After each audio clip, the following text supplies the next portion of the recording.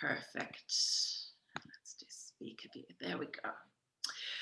So I am delighted today to have the beautiful Sarah Taub with us, coming to talk about ZEGG Forum and how we weave community connections and use this incredible tool to help resolve conflict and things specifically that arise in community or in groups of people.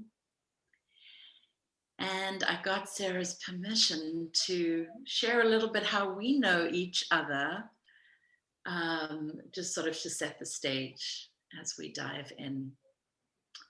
So I'm trying to think, it was 8 or 10 years ago when I first heard about summer camp. It must be summer camp West, right, Sarah? Mm-hmm. Okay, good. I'm like, which coast? Summer Camp West. And I heard about this incredible playground at Network for New Culture.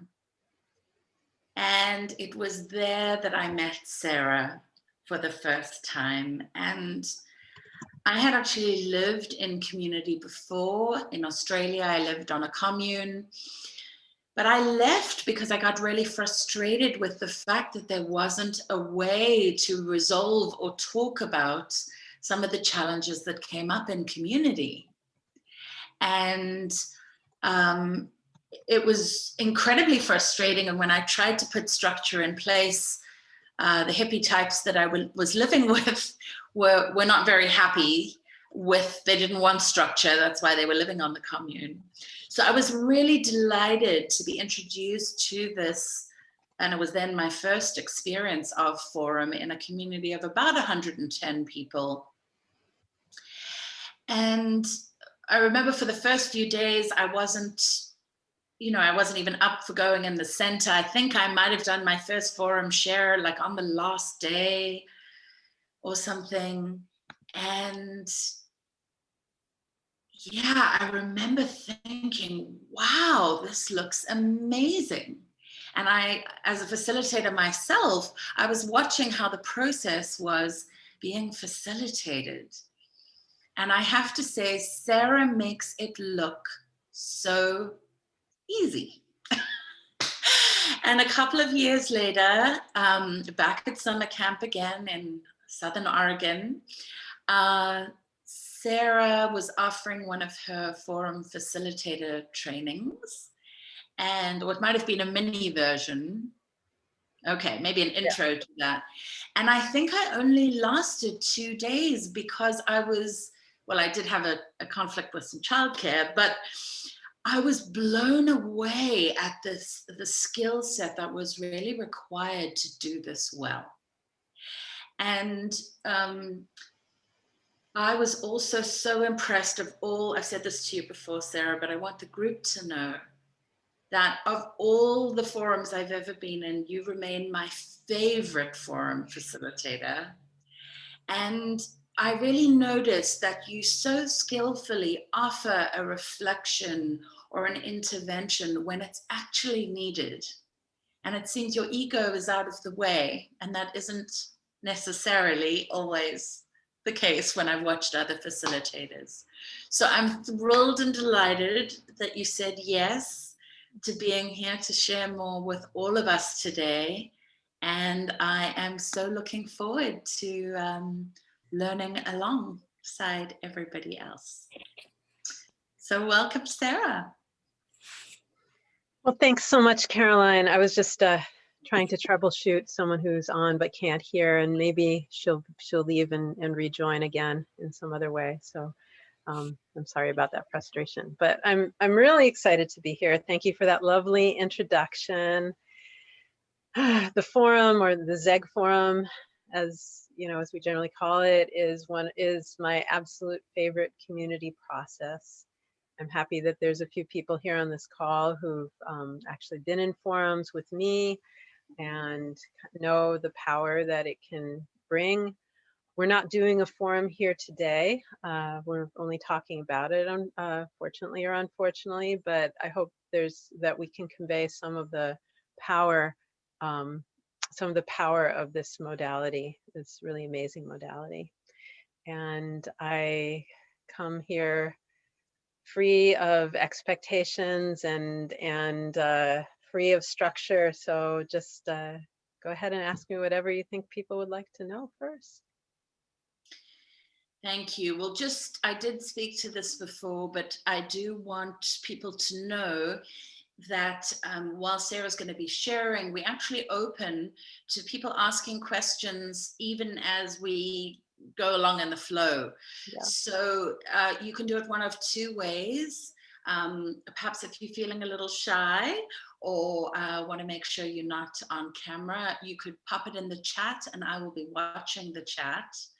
And if you'd like to actually come on video and ask the question live yourself, you're welcome to do that too. So there should be a hands raised button. I'm just trying to look for it. It's in reactions right now, I think, or it's also in the participants menu. You can do either. Oh, that's right. There we go. Thank you, Sarah.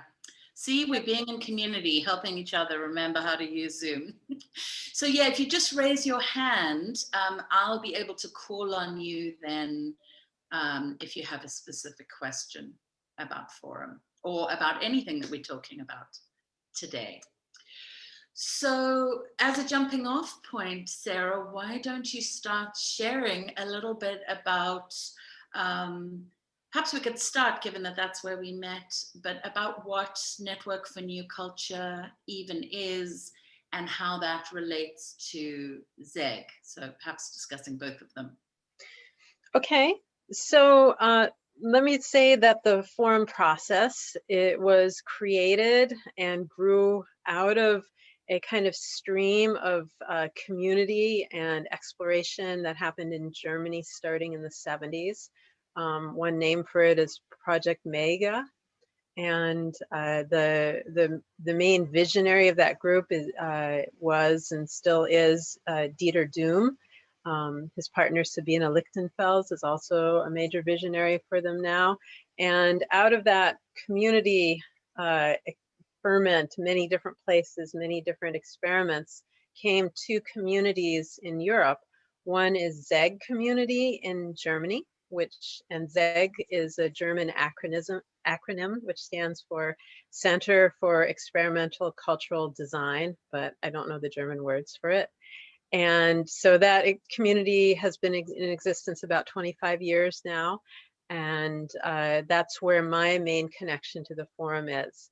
And another community that came out of that stream is called Tamera, and it's in Portugal. And Dieter Doom is resident there now, and they also do Forum in their own way. They don't call it ZEGG Forum, they call it Forum or Tamera Forum, or maybe some other descriptor, but it's similar.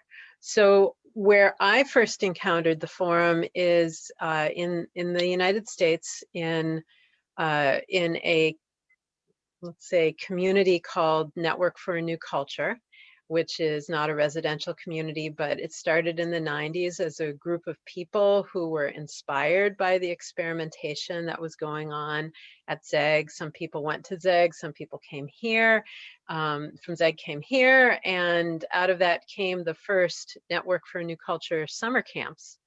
And that's where I first encountered the Forum process. I went to my first summer camp in 2002, I guess. And I was just really stunned by this process that let us come together as a community and really see and understand what's under the surface. And I started attempting to facilitate in 2004. I got training over the next few years. I trained with a American woman named Teryani Riggs, who was doing some Forum trainings in this country. And then I also trained with Achim, Ecker and Meyer-Stoll from ZEGG community, who have come over and done seminars before. And so that's how I learned, and I started teaching facilitation with my teaching partner, Debbie Sugarman, in 2011. But so Network for a New Culture is it's basically a kind of grassroots organization with certain local centers where people organize events, where folks come together with the idea of creating a world where we solve our problems without violence, where we really get each other. And so, yeah, the events tend to be very lovely and heart-opening. And one of the things I've learned from those camps is pretty much always, not every single time, but a really stunning percentage of the time, when difficult community issues come up, when difficulties come up, when someone gets very upset, when there's a group of people who it isn't working for, the community manages to figure something out and learn and grow from it. And one of the main reasons is the forum process, because the forum is an incredible space for developing empathy and really getting the world of someone who's very different from you. That's a wonderful introduction. I'm still learning things, even though I've known you for all these years, even in your share now. Yeah. So, Sarah, what does a forum look like? I know there's some people, that have done it on this call, but then there are also others that have never even, they don't know what the process is. So, what does forum look like? And sort of, what would be the minimum requirement to run a forum? Like how many people, and what would be the maximum? Cool. So I guess the nuts and bolts, the logistics of a forum are pretty simple. People sit in a circle when we're in person. We've adapted, I and some other people have been adapting Forum for online, for Zoom, and we actually do pretty well. I can say more about that later, but just the way it began is people sit in a circle, and the center of the circle becomes a space where anyone can step in and bring what is alive for them in the moment. And then there's facilitators who are midwives of the process, and they help that person go deeper and share maybe what the person starts to share is just kind of, at some, I don't know, surface level of what's happening for them. And so the facilitators help them go deeper into their heart and deeper into what's real for them. And the community sits in silent witness.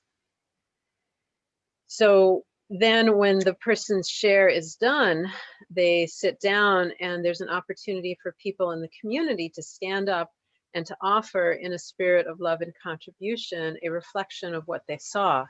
And that can be something that is still under the surface, maybe that wasn't fully exposed during the share, or it could be a connection to global issues or societal issues or community issues, or it could be something really, a quick offering about how the share landed with them. And so this format allows for a lot of insight into what is happening in the community. And what I'd like to speak to right now is a number of different levels on which the forum works. So, it's a really marvelous piece of technology. So first of all, simply just sitting in a forum circle. It's not passive. It's not like you're watching TV. So to sit in a forum circle, the instruction is to come and be present and put your attention on what's happening in the center. Let it touch you, but also be aware that although it's one person's truth, it's not the truth. And so you don't have to, if a conflict surfaces, you don't have to take sides. You don't have to be like, oh yeah, that's my person, I'm all for them, and and not for anybody else. But it's like, okay, I'm learning what's true for this person. And then while I listen, I may be deeply affected by what's happening. I may bring up stuff for me. I may be upset at that person, or it may touch on difficult experiences that I've had, or many, many things. But the instruction, the way to hold the forum space is to allow that to happen, but to keep your attention on the person in the middle. So you learn to be with both of those things, and to it's kind of a training. It's kind of a discipline to feel my own reactions, hold space for them, and hold space for what is happening with someone else. That is something, just doing that is revolutionary. That's not something that people get taught to do in our culture. So just sitting in the circle. And similarly, just entering the forum space, standing up in the middle and presenting, sharing, this is my truth, this is what's real for me. Doing that and being witnessed, being listened to, that can also just in and of itself be revolutionary and life-changing. Many people have never had that. And the more people there are on the forum, the more that can feel magnified. So just that simple bit is often enough to be really transformative. But there are more levels to what can happen in the forum. So the facilitator, as the facilitators are helping the person go deeper. There's an echo. Somebody's sound is on. I muted them so that they Thank can you. listen. Okay. Sorry about that. As a facilitator, when I'm watching a person share, I have an idea, I have a model of humans, of the human being psyche that says, okay, what I see is not all that's there. There is, and people have an essence core that is beautiful and perfect, but it gets covered up by experiences of many sorts. It gets covered up by traumas. It gets covered up by stories about how people are supposed to act. And so a person can step into the middle, totally disconnected from their essence, and disconnected from maybe from pain that they're feeling, because not only does society teach us that we can't, we can't do the healing we need. We can't, emote. Emoting is bad. Emotion can help us bring us back to our center. But also it tells us that it's not okay to feel bad. So people put on masks. They walk around hiding themselves all the time. And so when a person steps in the middle, what they come in with could just be the tip of an iceberg of stuff underneath. So as a facilitator, I'm watching to see what is ready to blossom. What's right underneath? What's the unknown thing? Maybe the person doesn't even know. So whatever the circle doesn't know, let me hold that point for a second. So I'm looking for what is the next thing that's ready to blossom. I'm not trying to take this person from where they are, like straight down into their deepest, most challenging, difficult thing. That's for a therapy session or for some other space.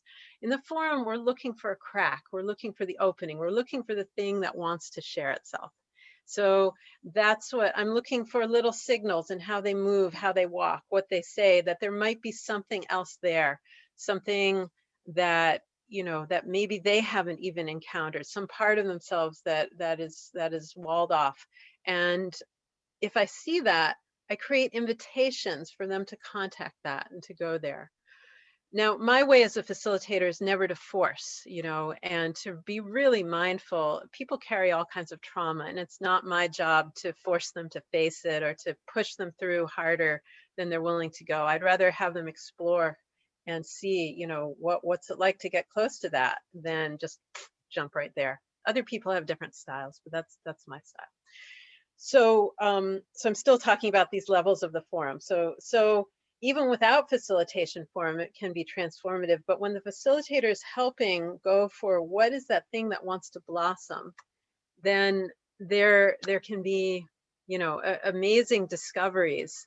And when the circle sees this, the forum is tuned for what is it important for the community to know, or what would be beautiful for the community to see. So generally when people come in contact with a new part of themselves, it's riveting. It is so beautiful and amazing. And people are like, wow, I either, wow, I'm like that too, or I didn't know people could be that way, or so on. So it creates a huge amount of empathy and understanding. And that is why forum can be a really amazing tool for helping with community conflicts. So if the community has polarized around issues, or people come in and they don't, oh, those folks over there, they, they're the COVID deniers, or, oh, those folks over there, they're, they're whatever, whatever the conflict, if there's still enough connection that people can sit and listen to each other, then in the forum space, oh, and it could be something a little more personal or mundane, you know, that person's stealing from the community, or that person is sleeping with someone's partner, or whatever it is, you know. But there's a space where each person's truth can be seen and heard, and people really get each other. And so it's not a conflict resolution process per se. It doesn't finish the conflict resolution, but it tills the soil. It makes it much more possible for the conflict to be resolved, because people care about each other, people get each other, and people are like, I don't want to move forward unless we have a solution that includes you, because you're important to me.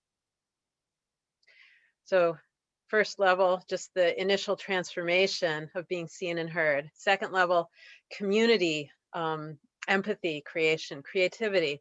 And then the third level I want to talk about is when we do forum together with a group of people who are committed to their healing, their personal growth, transformation, and healing, and also perhaps to cultural change. And they are doing that work outside of the forum space, and they're coming to forum, you know, really ready to encounter parts of themselves they didn't know, and to encounter parts of each other, and to face the unknown and the mystery. And so when people come to the forum with that intention, it's like the whole thing is like on, you know, on a jet or a rocket, and it just takes off, and amazing things happen, and amazing shifts happen for people. So, all right, so that's my sort of intro to the forum process. Already, I'm like salivating on the other side of this video. I'm curious about something you said, where as a facilitator, you're looking for cues from the presenter. So that's the person in the center.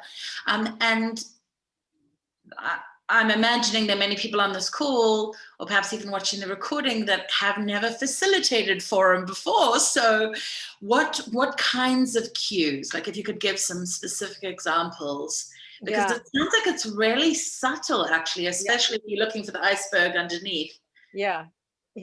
So there's a lot of cues that a person gives, and this is why when a person walks into a forum space, the general instruction is for that person to keep in motion, to walk around the circle. Even as we're doing it online or on Zoom, I still like to ask people to step back from their computer, stand up, adjust the camera so that we can see more of their body, because there are all kinds of different parts and pieces and voices within a person, and usually we only let one or two of them talk.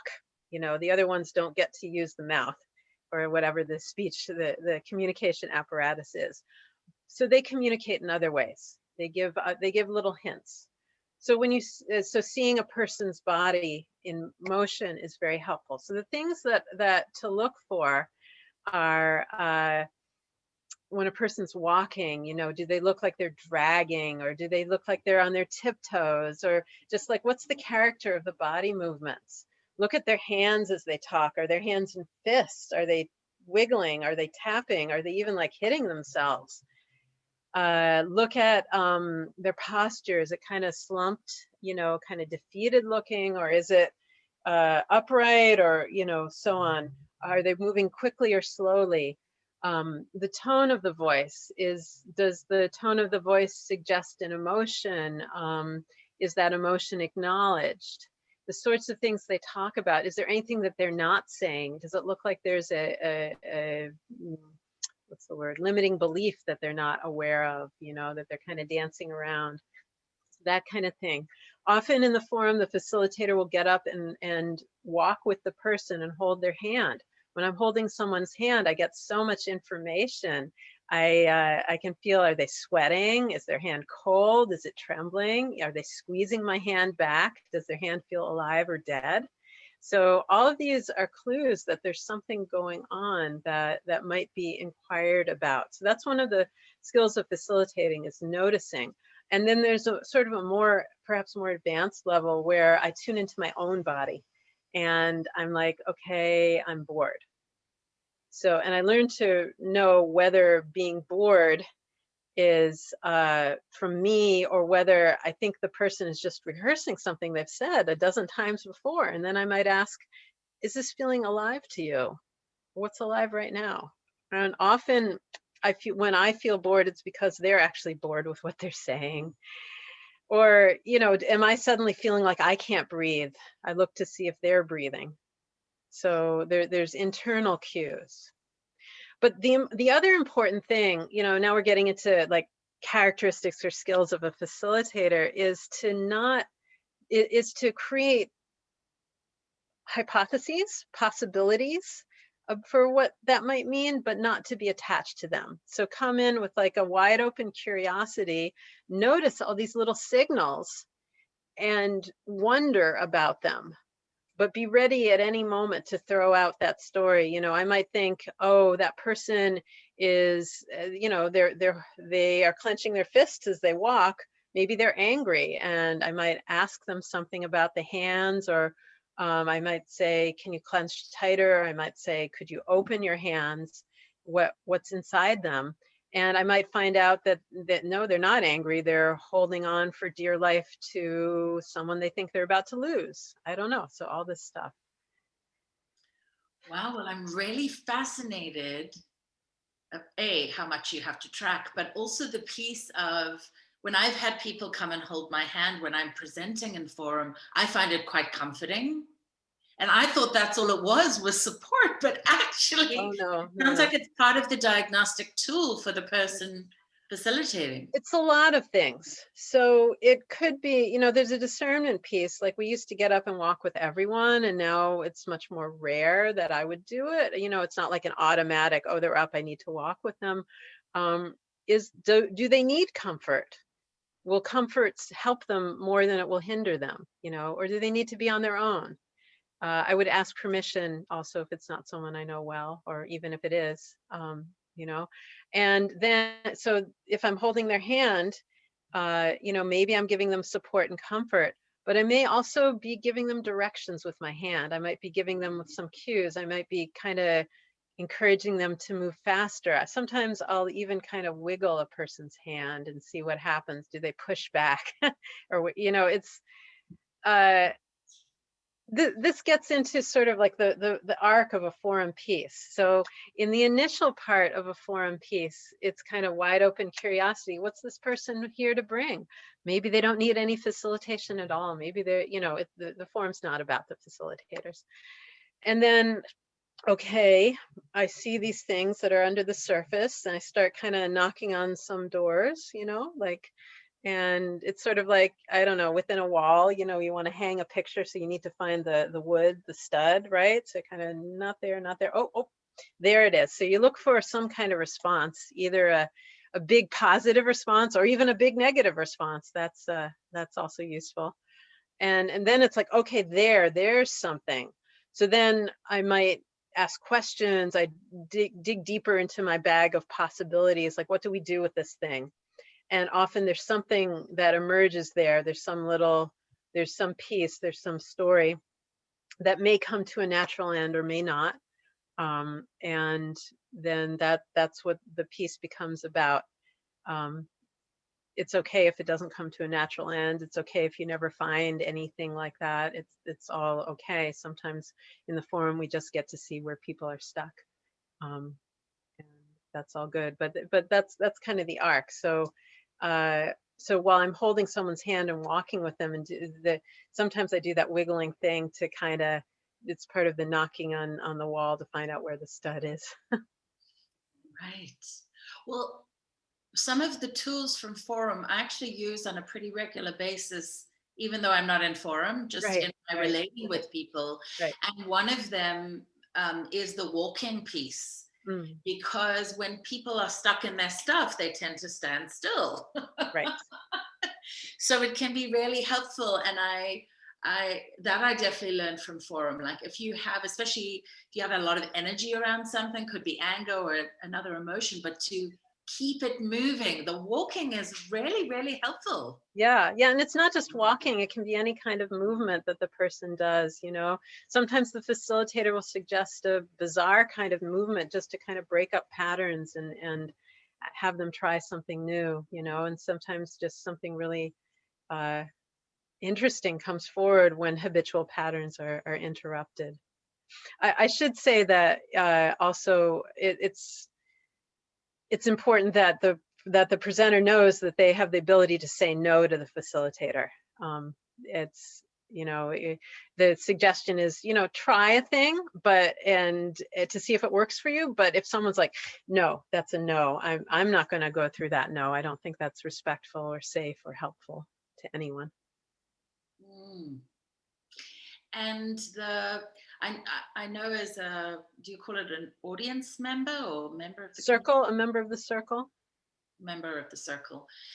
But as a member of the circle, you know, you clap to open the forum, and do you Mm-hmm. clap after each share? Oh, the clapping, the Yeah. clapping. I remember one time the Germans came over and they're like, oh, you Americans, you have too much clapping, because we were clapping before each piece and after each piece. And, but, you know, like anytime anybody got into or out of the circle. So we reduced the clapping. So the ritual of forum, I would say, is it's important for new groups, and it's important for groups that are in some kind of stress, so that people can feel a safety of that rhythm and ritual. But if a group is really in its ease, you know, and wants to stretch, then the ritual can, you know, be flexed or played with. But the general ritual that we've used in the new culture world is to, you know, we come together, we sit, we may sing or tone or something to gather our energy. We clap our hands to open the forum, and then the facilitator or facilitators declare the space open for shares.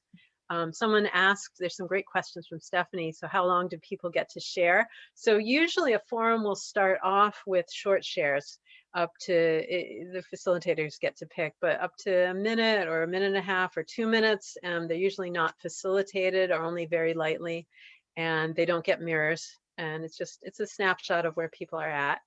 And then at some point, the facilitators are like, okay, enough of those. Maybe a forum, let me just say, a good length for a forum is 90 minutes. So there might be 15 minutes of short shares, maybe 20.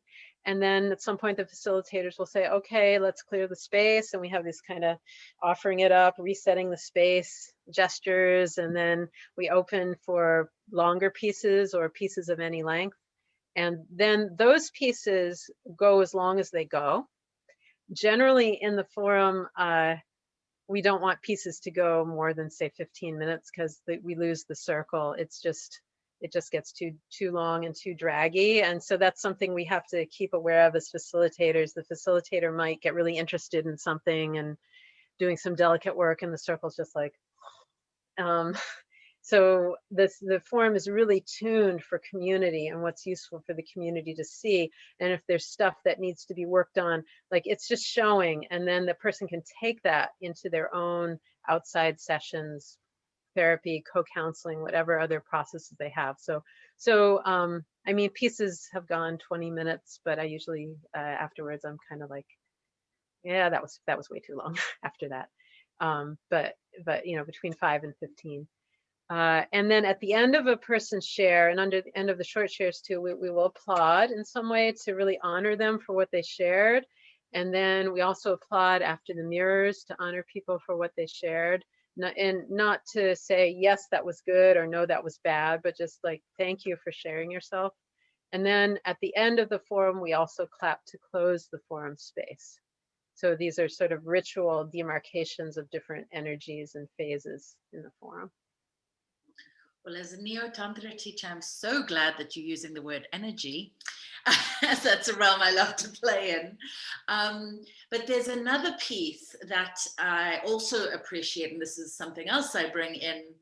I have a weekly meeting with a new culture friend of mine, and we use this like clearing the space after someone's share and then offering it up and out. At least that's the way I've been told to do forum, but I find that very, very helpful, because you can, even if you're not an energy maestro, just like imagine just kind of breaking up, especially if it's somebody shared something very charged, or big emotion.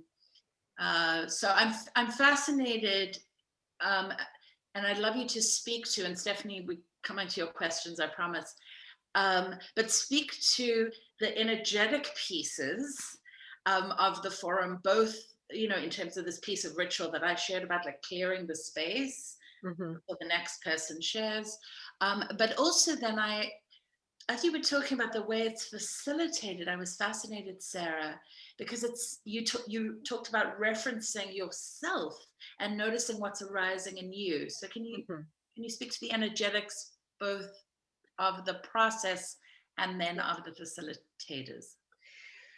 Yeah, so the energetic of forum itself, it's like a holding, you know, sitting in the circle. The energetic of sitting in the circle is like, everything is welcome. I will hold space for everything inside and out. So it's almost meditative. Emotions come up, and it's okay to, you know, have tears in your eyes, or laugh a bit, or you know, smile, or whatever it is. But I'm not going to go off onto that. I'm going to stay focused in this kind of, I have to use my body, in this, like, I'm holding. It's like a vessel. And then the energetic of facilitating, I would say, is also, it's like, I feel like I try to empty myself.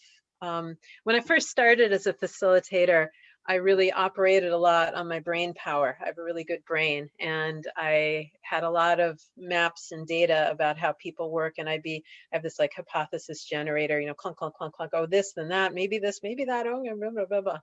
And which is wonderful. And over the years, a lot of that has quieted down, and somehow it happens inside. And my inside just hands me stuff now more often, or maybe it's just pure intuition. I don't know, but my intention is always to be relaxed, open, non-attached, curious, playful, and loving.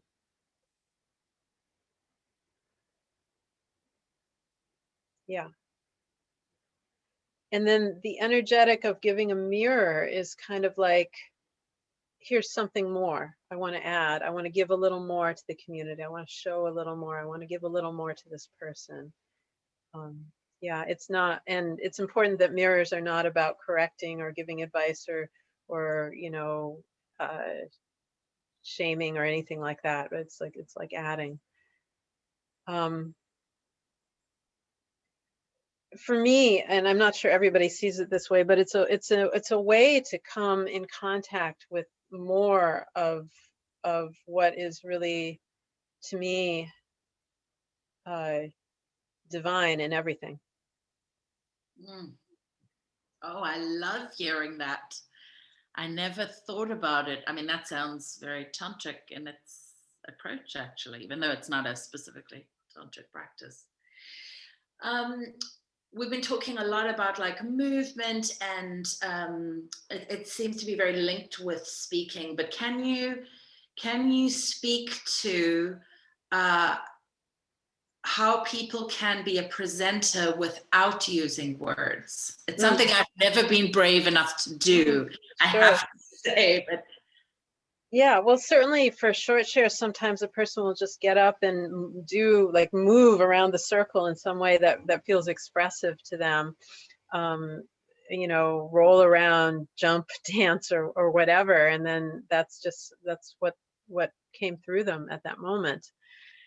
Also, sometimes we will direct people not to use words, because sometimes someone will get up and they'll just be so in a story, and they keep, you know, blah blah blah blah blah blah blah blah blah blah blah blah blah, and they're not really getting to anything deeper, and the circle is falling asleep. And so sometimes the facilitator might say, can you say that in gibberish? Or they might say it without words, just sound, no words. It can be hard to get people to do that sometimes. And those, and that can help drop the person another level deeper to, well, what's really under all that? Right. Thank you. And then Stephanie was asking, and I'm assuming this is for the facilitators, do you ever say nothing to the person in the middle? Yes. I remember it's, well, sometimes the person in the middle is just self-facilitating so beautifully, there's nothing that needs done, you know? Like what I have nothing to add here. So that would be a reason not to say anything. There was one person, and this is sort of related to Stephanie's second question about what if the presenter is constantly looking at the facilitator like an authority figure or looking for validation. So there was this one woman who somehow what happened in her piece is that she needed to find her own path. And she was, it was like this kind of metaphorical thing she was doing. She was like climbing a mountain. And I just, the team and I, we just like, okay, we're not going to say anything. And she just climbed to the top of and found a plateau and explored for a bit. And inside I was kind of like, how's this going to end? I'm interested in how this is going to end, because we're not supposed to, you know, like it's interesting. One can kind of put oneself in a corner as a facilitator if I'm like, okay, I'm not going to say anything, but there may be a point at which I have to say something, and I hadn't prearranged it. But she actually came to a beautiful conclusion, and you know, there was an opening for her, a new thing happened, and she felt it, and she felt complete, and that was the end of the piece. Nothing else needed from the facilitators. So it can be very powerful to have the facilitators be quiet. I want to also share about it, like the presenter looking at the facilitator like an authority figure. As a facilitator, I use everything about myself in the piece as needed. You know, I can use the fact that I'm a woman. I can use the fact that, you know, I'm white, or I have a certain age, or, you know, whatever. It can all be used. And the fact that I'm an authority figure, you know, Forum does give a lot of authority to the facilitators. I can use that productively within a forum too. So if someone really has authority issues, depending on what our personal relationship is, we can play with that.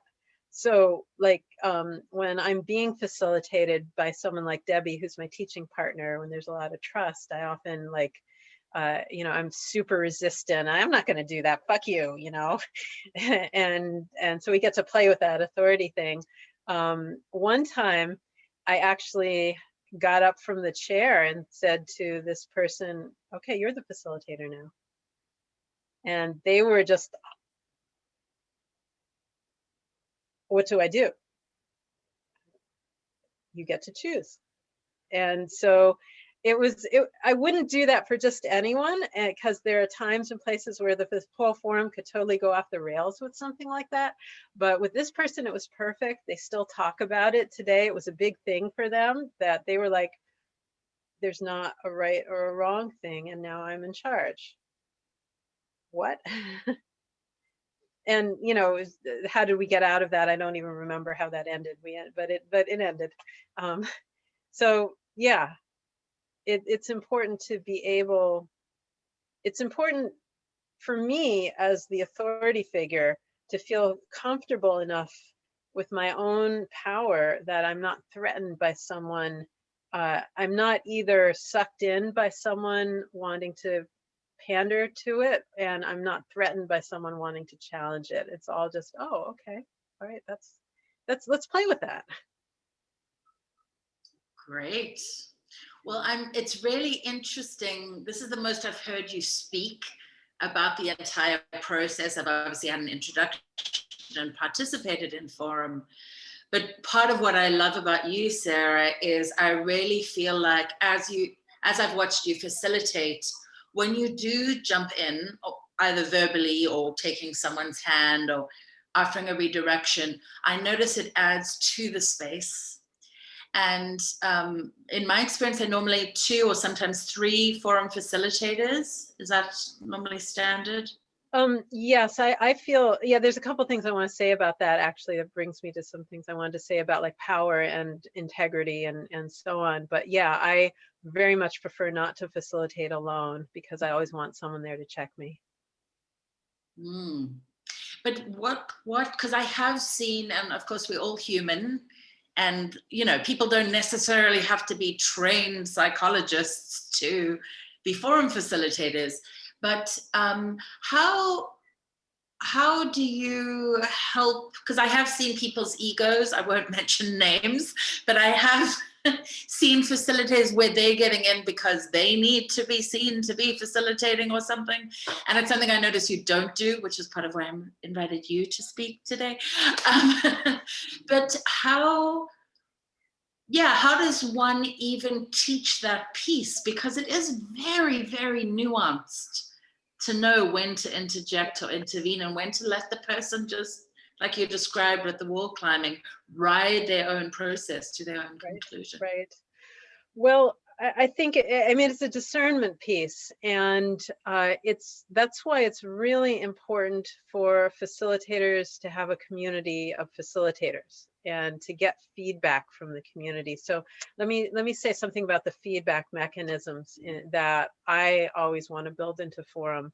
So one is that, first of all, that I don't facilitate alone as much as possible, so that, in case one of the facilitators gets triggered or, really goes off in some way, there's the other facilitator on the panel can check them, or in some, I mean, that can be challenging given whatever their power dynamics between the two of them is, but at least there's a possibility for them to tap them on the other person to say, I think you should step back now and then deal with it later.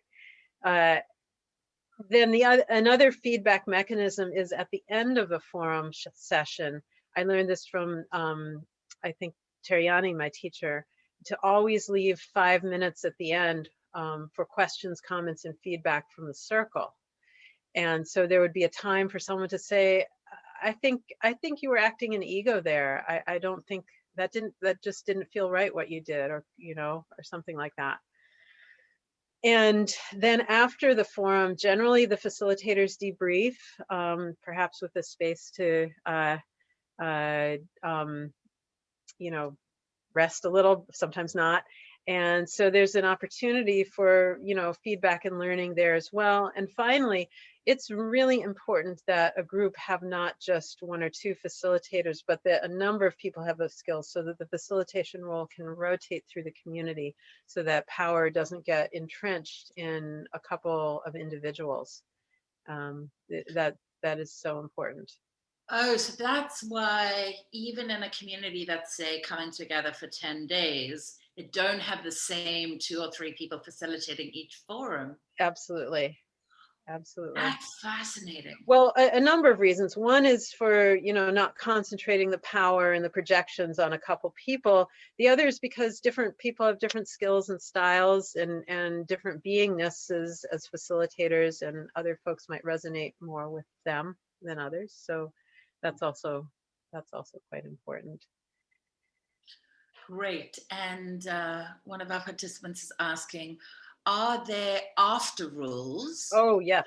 Not yes. talking to others about what they've shared, or Yes. So these are points that are covered in the introduction to any forum. So generally, for the purpose of creating a safe space, is what we ask is that, first of all, people don't, if you're up in the middle, you don't refer to other people in the space by like directly going up and saying you. So you give some distance, you talk about them in the third person. Excuse me. Oh, bless you. Secondly, after the forum, we ask the presenter not to argue with their mirrors for 24 hours, so that they can let whatever was shared back to them kind of percolate in. You don't have to believe all your mirrors, but just kind of take what works for you and let it percolate. And the third thing is that we ask people not to approach the presenter about what they shared for a certain amount of time, maybe overnight or maybe some hours, so that the presenter when someone's been in the forum, there's been a lot of stuff shaken up usually, and talking about it often kind of fixes it in place. So we want to give the presenter space, and certainly we don't want people like making a beeline for the presenter and telling them what they did wrong in their piece. That has happened to me. That doesn't feel good. So so we give the presenter space. However, and on another day, it might, you know, after that time has gone by, it's fine to go up to the presenter and say, hey, are you open to talking about that thing you shared in the forum? And it's fine for that person to say yes or no. So there isn't a don't talk to me about this overall rule. And then in terms of confidentiality around that forum process, with people who weren't in the forum process that day, there's groups can develop different guidelines and rules about that. Some groups are very strict. If you weren't at the forum, you don't get to know what happened there. I prefer more discernment about, well, what's the reason for sharing? Is it about self-aggrandizing? What's it about? But if it's because forum's a community process, and sometimes, you know, someone's cooking dinner and something really big happened that impacted the whole community, and it would be weird if they didn't know about it. So there's often a different guideline within community about how to share and what to share. Let's speak to this concept of community, because my understanding is ZEGG is an ongoing, like people live at ZEGG and Tamira full time. Yes. And then run Forum as a support structure for the community. But the way I've experienced Forum is through Network for New Culture.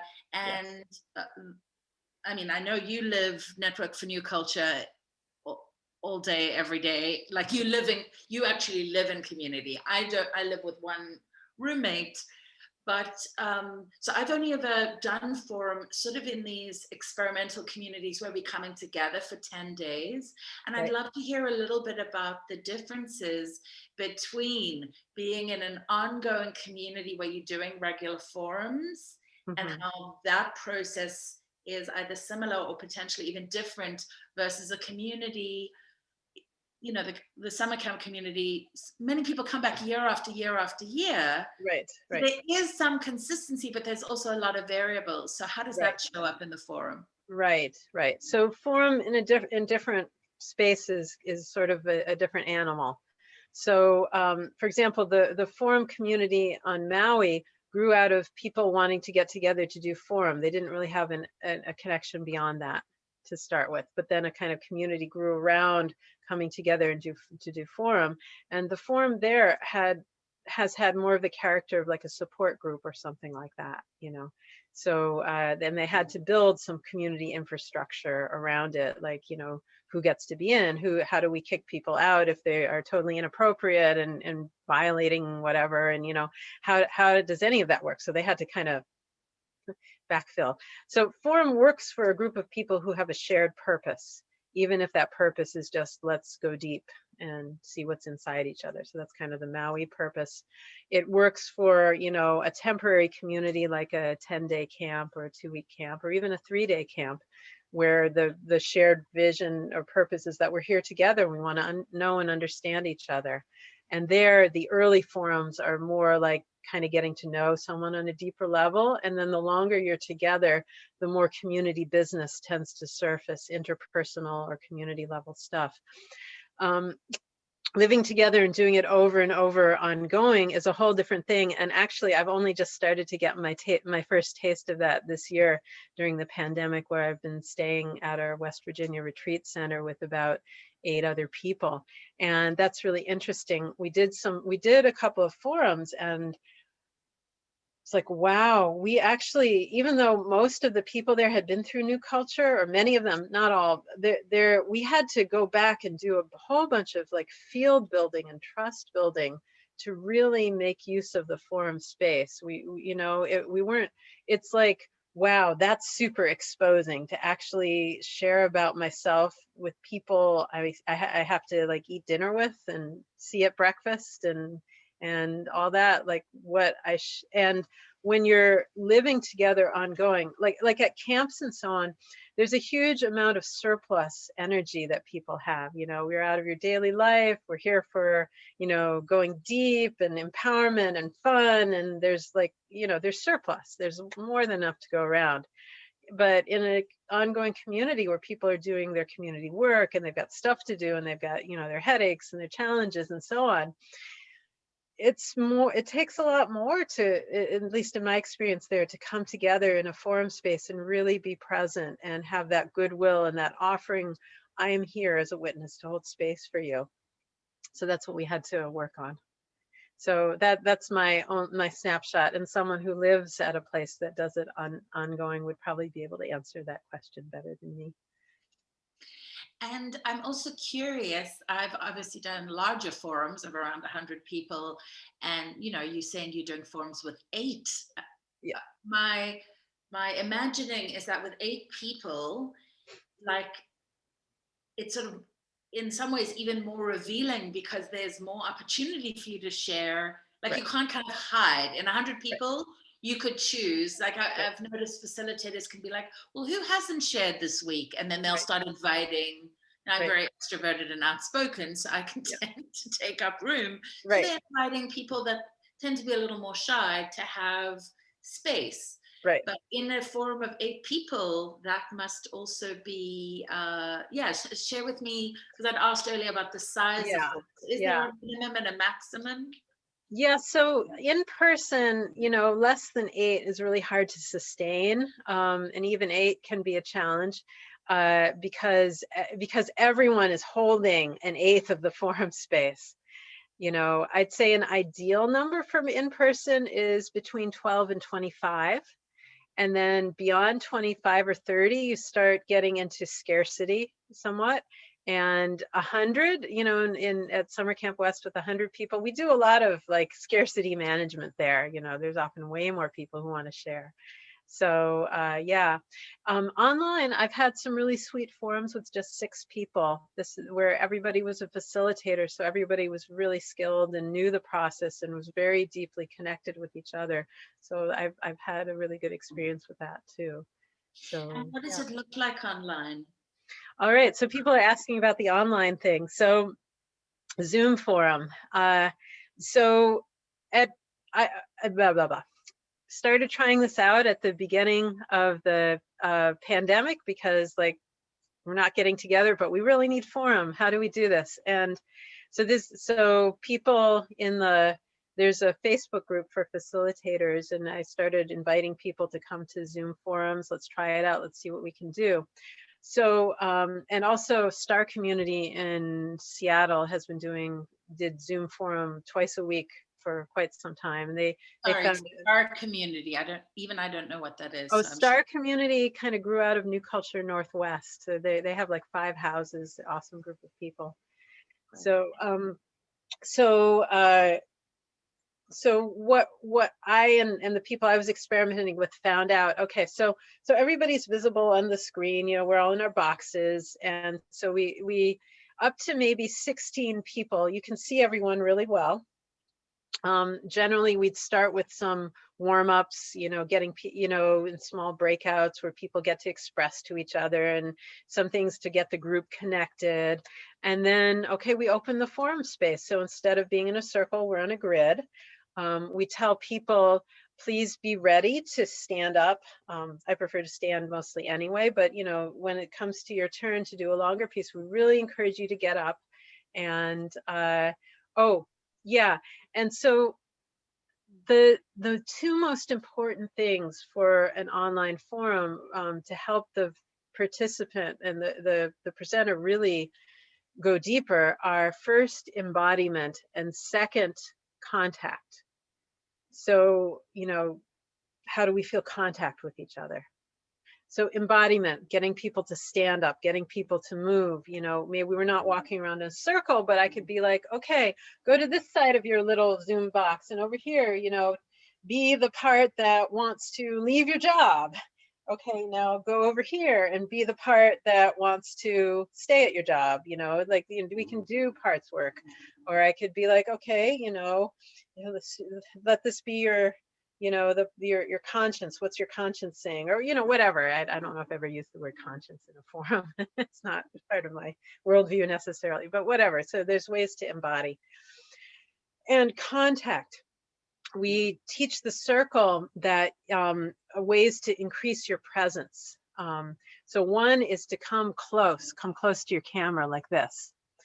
So that when the presenter is looking at the grid of people, they see these faces, and to bring your hands up like so, like almost like big ears or something, or I'm here. And another is to find where your camera is on your device and look at it. So I'm looking at the camera right now, and everyone seeing this video will think that I'm making eye contact with them.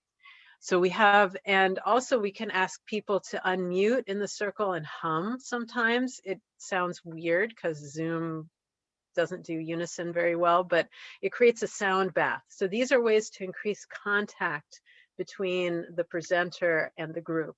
So those we've found really important in online forum.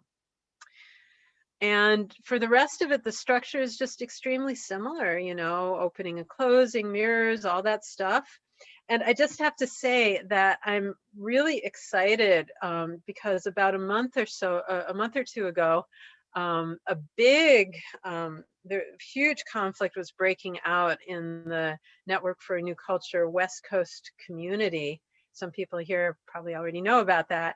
And someone said, we should have a forum. And I'm like, okay, we can do that. But up until then, I'd only ever done breakout forums for a large group so that everybody could see each other. But I had some encouragement to get creative. And what we ended up doing, this was awesome, we got people to volunteer to be active space holders. Well, first we did some stuff where everybody got to see everybody, like we spotlit everybody in the group. We did kind of a roll call so people could see and feel and hear each other, and did some small group stuff. But then when it was time for forum, we picked a few community representatives to be visible. We spotlit them. Now in Zoom, you can spotlit up to, I don't know, 10, 15. Oh no, we didn't use spotlight. We got everybody else to turn off their camera. And in your settings, you can do hide video, non-video participants. So when people did that, only the people with their camera on were visible. And so the facilitators were visible, the community space holders were visible, and the presenter was visible. And we were able to have people rotate in and out of being community space holders, which was very beautiful. And we didn't quite get into a rhythm, but I think we could get into a rhythm with that, where if someone wants to present, they just turn on their camera in the same way that a person can just step into the middle of a forum circle and when we're in person, and just have that impulse, because that impulse is so important. It adds something beyond just facilitators calling on them. So we were able to do it like that. And really, it was a very polarized situation. We heard from quite a few people. We had two pieces that I found a lot of people found very moving, from people who were kind of opposite sides of the controversy. And then after that, the character of the conversations really, really changed. The heat and noise level kind of went way down, and the empathy level went way up. So I view that as a success, and I'm excited. I'm excited to try it again. Maybe it would only really work with people who already have a lot of knowing of each other, you know, a brand new group of 50 people. I'm not sure how that would work, but it worked for them. Yeah, I'd love to hear if there are any other questions about the online, or yeah. Well, can you share, because we've been talking a lot about, you know, the process and how it works in person, and I'm loving hearing how a lot of people, including me, are having to get creative with how we play with things online these days, because that's the safest way to do it right now. But how can people come and either participate in a forum with you and or learn to become a facilitator? Because I know there are other people that offer facilitator trainings. I'm just going to give a huge shout out to Sarah. If you want to learn with anybody, you need to learn with Sarah, because she is a Jedi. She's amazing at this. and makes it look so easy, and Mhm. it's not necessarily so easy to facilitate. So how can people Yeah. get connected to this technology? Yeah. So I'm going to put my email address into the chat. Um, Sarah at cfnc.us. That's like Center for New Culture.us, like United States. And if you write to me, I will put you on my list. And I'm accumulating lists of people who want to experience forums and of people who want to get trained as facilitators. If you're already part of a community that wants forum, you could definitely approach me about bringing forum to that community. I can do online intros for your group. I'm doing that right now for a co-housing community. And so once you and the group experience the forum, then you can figure out whether you want to keep going with it and what you want to, what you want to do with it. Excuse me, if you're just kind of on your own and you're curious and interested about that, I'm collecting until I have like critical mass of people who want to do that. And it would be sort of I try and get a mixed group of experienced people and new people so that people can really feel the forum energetic. It's in some ways, it's a transmission as much as a cognitive learning.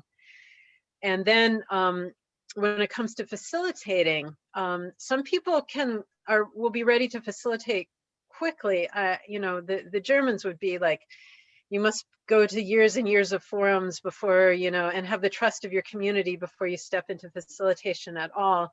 But we haven't had the luxury of doing that here. So people who come in already with a lot of discernment and grounding and ability to know their own blind spots and so on, and also skills from other kinds of coaching or therapy or that kind of thing, might be ready to move into facilitation pretty quickly. You can bring to forum a whole big tool bag of things you know already, as long as you kind of get, well, what is the energetic of forum? What's the target of a forum facilitation? Because it's a little different. It's tuned for the needs of community, not so much the needs of the individual. But if you're really, really new to all that, you don't really know yourself that well, you don't know your own blind spots, it might take a little while before it's time for you to start facilitating. I don't certify facilitators. Because first of all, this process doesn't belong to me. It doesn't actually belong to anybody, but I just feel it would be a lot of hubris for me to start certifying people in a process I don't own.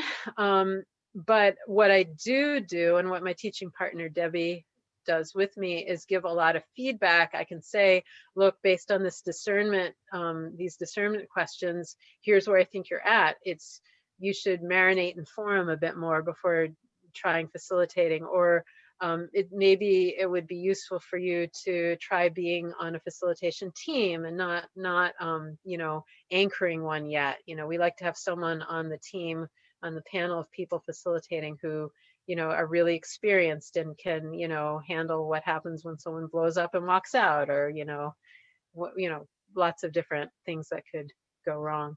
So that was very long-winded, but definitely, even before the pandemic, Debbie and I were starting to teach webinars and to help people who have a community and are really raring to go, just get going.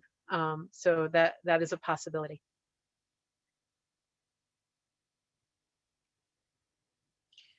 Great. And Sarah, you very generously said you're going to share some material with me to share with my Patreons,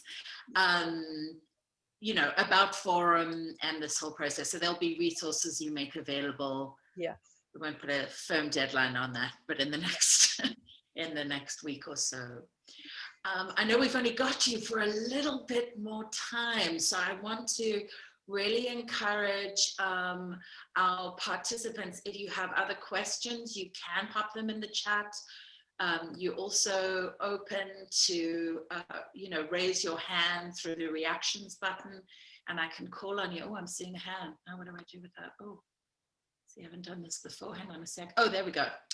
Okay, I'm gonna unmute you. And Stephanie, you're welcome to ask your question as soon as you I've asked to unmute, but you're gonna need to unmute yourself, I think. Hi, thank you so much for sharing all this. As I put in the chat, I participated in about five-week teacher trainings. They were quite intense, Tao Tantra teacher trainings as a teacher and a healer. And we did a version of Forum every Friday. There was no mirrors though, and the shares were kept to 2 minutes.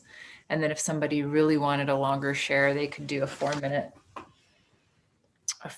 share. And so I had been hearing about the forum, but not really knowing what the original kind of version was. So I'm so curious to see what it would be like with the addition of the mirrors. And of course, it's my dream to live in community. And I feel like I've had this deep interest in learning how to help community also stay as a good functioning cooperating community. I don't know if that's an idealistic way of thinking, but that's kind of where my energy is going. So I kind of, I'd be very interested in learning more about facilitating these kinds of experiences for people, and even just like experimenting at festivals or different things. So I will definitely get in touch. So I don't really have a question. I just wanted to share that. Fantastic. I look forward to talking with you more, Stephanie. Thanks. And you know, that sort of reduced version that you already experienced, that's you know, that's a great way to get started with a group too. You know, just before, if you don't have facilitation and you don't have mirroring skills, just use a timer, and maybe between shares have someone who's like holding the space say, okay, let's all breathe, let's come back to ourselves, let's remember that that's one person's truth, it's not the whole truth. Like whenever that's necessary, just something that helps people reset and hold compassionate space for whatever they've seen. Yeah, it was really powerful. Awesome. Yeah. Thank you, Stephanie. Just as we're waiting to see if other people you can offer appreciations or just hop on to want to be seen, like we've shared sometimes in Forum, people just want to be seen. I just want to let people know that next week I have a fantastic guest called Lee Harrington. Some of you may know him from his book. Well, I think he has a few actually, yeah, but I'm thinking of Sacred Kink, and he's coming on to talk to us about rope as ritual. And I'll be posting the Zoom information for that soon. Seeing Joan has a question, so please unmute yourself and go ahead, Joan. Yeah, hi Sarah, thank you so much. I've been listening through my computer, and also I went on a little hike. So,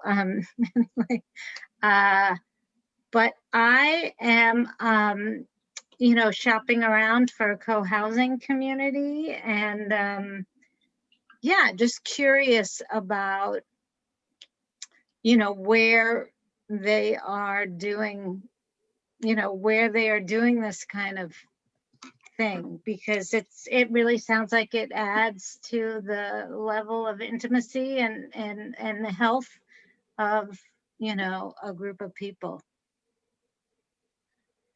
Yeah, I don't really have a list of communities that are using Forum. It's kind of rare, actually.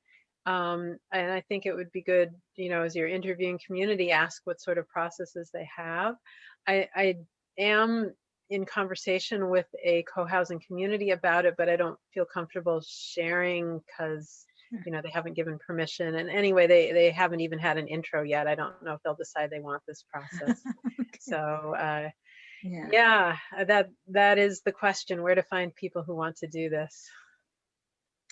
Yeah, and it sounded like there are opportunities for people to explore that online now. Did you say that? I'm collecting until so that we can have critical mass, and there's nothing scheduled at the moment, but Okay. I hope to soon. Yeah. And we would contact you at Sarah at, cfnc.us, like Center for New Culture.us. I guess I'll also put my website. oh, It's okay. sarahtaub.com, and my email address should be there. Oh, great. Okay. Maybe that's easier for people to find. Yeah.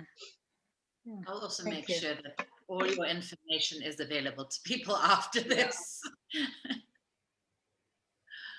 Yeah. Great. Well, we've got just a couple more minutes. So if you have a burning question or a reflection or appreciation for Sarah, this would be a great time to raise your hand or pop something in the chat.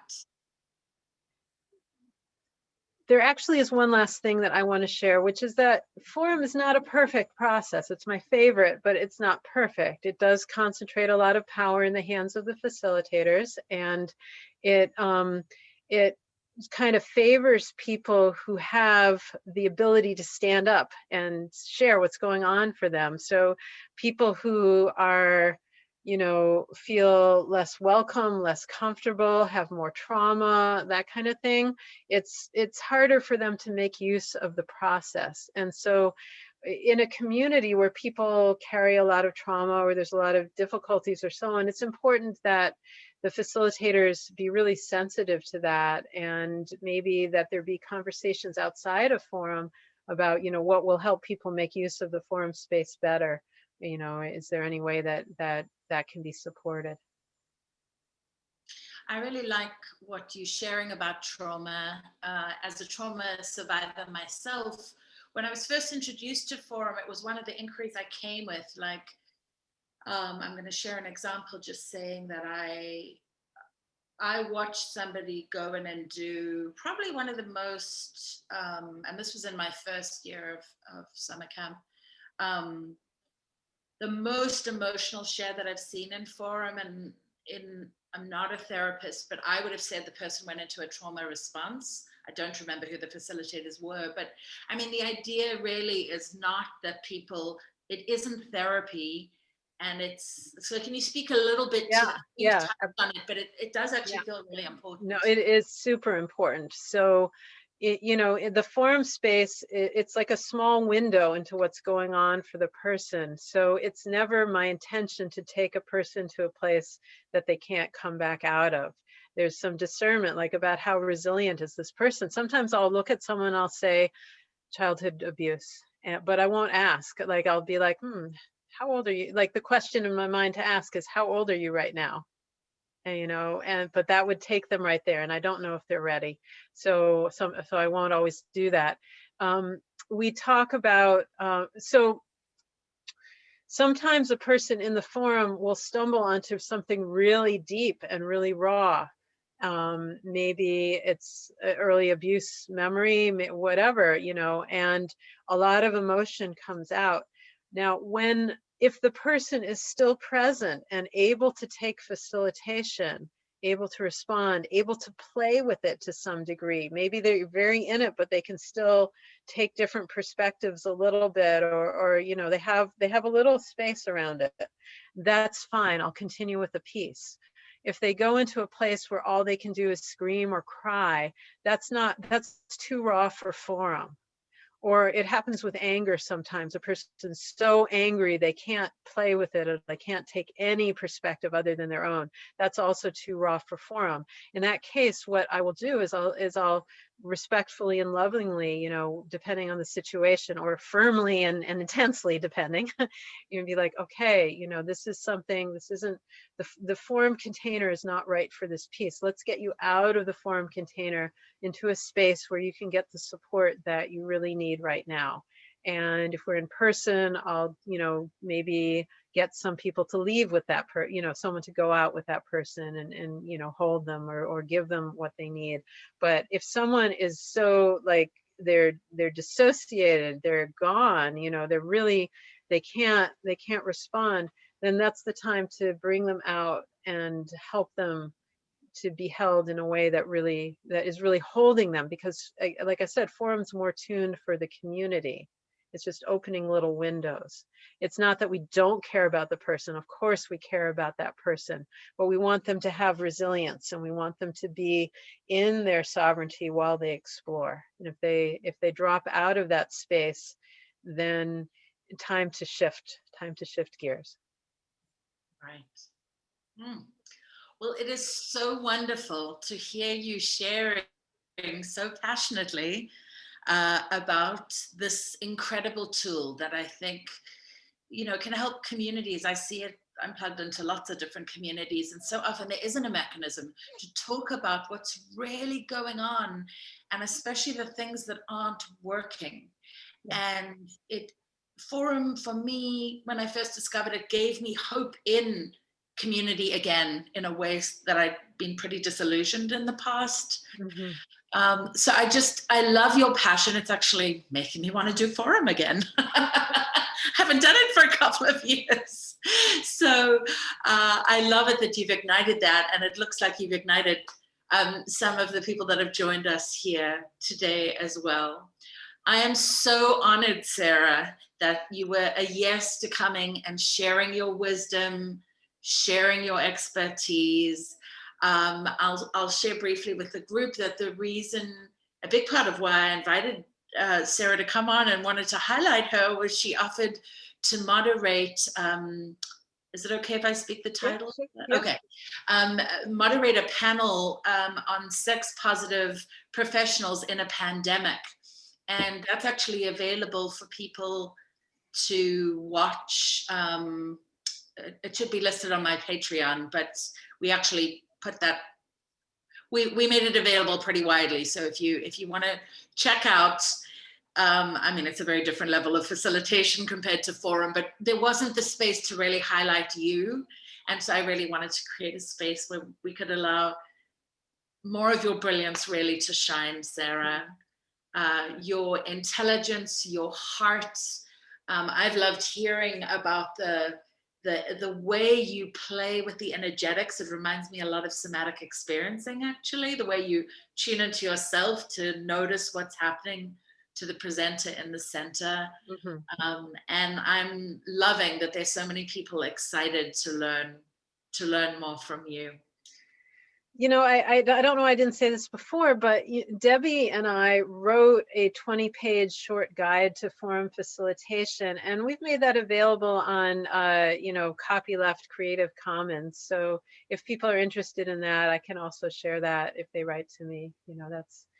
Anyone can see it. It's not, I believe forum should belong to everyone and be spread far and wide. All I ask is that if you use it, that you maintain our names on it to give credit.